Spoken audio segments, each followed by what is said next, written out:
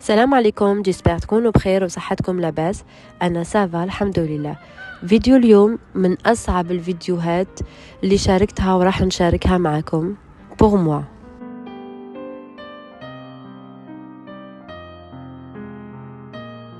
سفري إلى بلادي، إلى عائلتي، إلى المنزل الذي ولدت وكبرت فيه، رائحة صغري وذكريات مراهقتي، إلى رائحة وحنان وجمال ورقة أمي وأبي بعد فراق طويل دام 5 سنوات ونصف. صحيح ما هي إلا سنوات، أرقام وأيام، ولكن هل لذلك الاشتياق جواب؟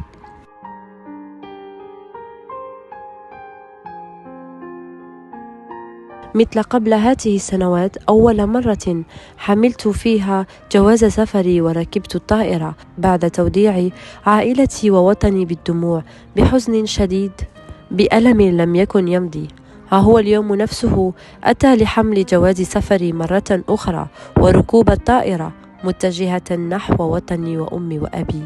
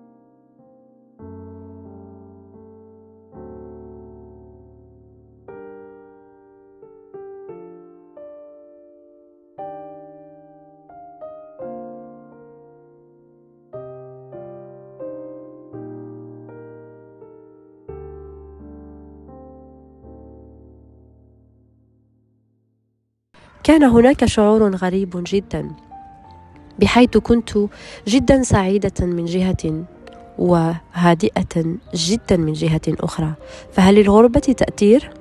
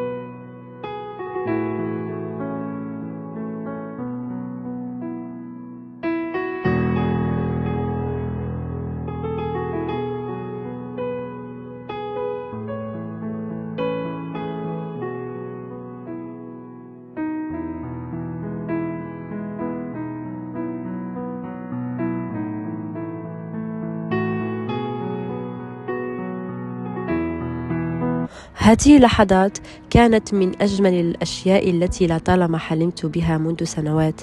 أشكر الله أنني في صحة جيدة، واستطعت لقاء عائلتي في صحة جيدة وبألف خير.